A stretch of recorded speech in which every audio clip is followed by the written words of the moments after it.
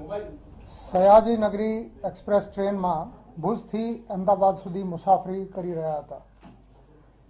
તે દરમિયાન train Samakhiyali railway station પહોંચે તે પહેલાં કોઈ અજાણ્યા માણસોએ ફાયરિંગ કરી હત્યા કરી નાસી ગયેલ. આ બાબતે ગાંધીધામ રેલવે પોલીસ સ્ટેશનમાં ગુના નોંધવામાં આવ્યા. આમાં કલમ 302, 120B અને આર્મ્સ એક્ટની કલમો લગાડવામાં આવી. આ ગુનાની તપાસ માટે સીઆઈડી ક્રાઇમમાં એક એસઆઈટીની રચના કરવામાં આવી, જેના અધ્યક્ષ ડીઆઈજી રેલવે શ્રી ગૌતમ પરમાર છે. એની સાથે સાથે માનનીય ડીજી સાહેબની સૂચના મુજબ એટીએસ અને અમદાવાદ સિટી ક્રાઇમ બ્રાન્ચ પણ આ તપાસમાં સાથે રહેશે એવો નિર્દેશ કરવામાં આવ્યો. આ ત્રણેય ટીમોની સંકલન સાથે ચાલતી તપાસના અંતે જે હકીકત અત્યાર સુધી જાણવા મળેલ છે આ નીચે મુજબ છે. આ મૃતક જયંતિભાઈ ભાનુશાળી તથા છબીલ પટેલ જે પણ પૂર્વ ધારાસભ્ય છે એની વચ્ચે ગંભીર અણબનાવ કેટલાક કારણોસર હતા. એક મનીષાબેન ગોસ્વામી છે, મનીષાબેન ગજુભાઈ ગોસ્વામી, અને એમના પણ ગંભીર આર્થિક બાબતોના લીધે અણબનાવ મતભેદ જયંતિભાઈ ભાનુશાળી સાથે હતા. મનીષા ગોસ્વામી વિરુદ્ધ નરોડા પોલીસ સ્ટેશનમાં સન 18માં એક આઈપીસી 328 અને 384 મુજબ સુનિલ ભાનુશાળી જે મૃતક જયંતિ ભાનુશાળીના ભત્રીજા થાય છે એના તરફથી એક ફરિયાદ નોંધાવવામાં આવી.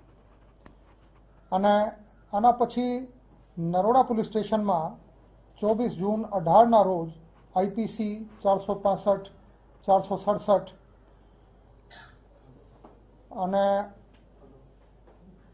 આ પ્રકારના એક બીજા ગુના નોંધાવવામાં આવ્યા. જે પ્રથમ ગુનાની મેં વાત કરી, સુનિલભાઈ ભાનુશાળીએ જે ફરિયાદ મનીષા ગોસ્વામી વિરુદ્ધ નોંધાઈ હતી, આના અનુસંધાને મનીષા ગોસ્વામી 10 જૂન 2018થી 3 ઓગસ્ટ 2018 સુધી જ્યુડિશિયલી કસ્ટડીમાં રહી, એટલે જેલમાં રહી. જેના લીધે મનીષાને જયંતિભાઈ ભાનુશાળી પ્રત્યે ગંભીર મનદુખ હતું. આ દરમિયાન છબીલ પટેલ તથા સુરજીત પરદેશી ભાઉ આ બંને જણા ભેગા મળીને મનીષા ગોસ્વામીને જેલથી બહાર આવવામાં મદદ કરેલ. જેના કારણે મનીષા ગોસ્વામી છબીલ પટેલના પરિચયમાં આવી.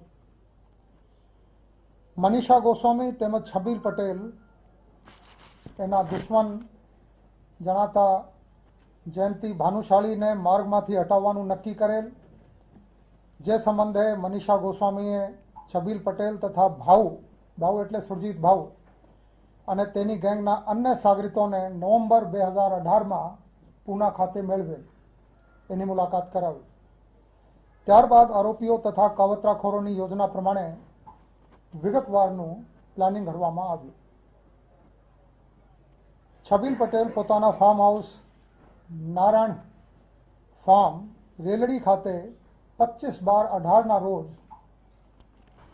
એક આરોપી શશિકાંત કાંબલાને લઈને પહોંચેલ ને એને રોકાવાની વ્યવસ્થા ત્યાં કરેલ. તારીખ 31/12/18ના રોજ અન્ય કાવતરાખોરો પણ ભુજ પહોંચ્યા અને રેલડી ખાતે 25/12/18ના રોજ અગાઉ પહોંચેલ શશિકાંત કાંબલે સાથે છબીલભાઈના ફાર્મમાં રોકાયેલ અને ત્યાંથી જયંતિ ભાનુશાળીની પ્રવૃત્તિ અને એના ઠેકાણા બાબતે બધી તપાસને રેકી કરવામાં આવી.